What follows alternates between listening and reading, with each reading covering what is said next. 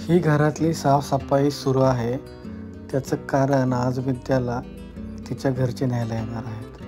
त्यामुळे मी पण लवकर उठून घराची साफसफाई करायला लागलो. साफसफाई केल्यानंतर आम्ही दोघंही लगेच आवरलो आणि वाट बघत बसलो घरच्याला येण्याची. विद्या तर दरवाजातच बसली होती आणि सारखा घरच्यांना फोन आणि मेसेज करत होती आणि त्यांचं लोकेशन चेक करत होते. तसेच माझ्याकडे बघून नाक मोडत होते आणि वारंवार 2-2 मिनिटाला घरच्यांना फोन करून त्रास देत होते.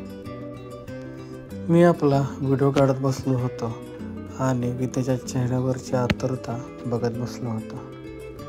अशातच बेल वाजली.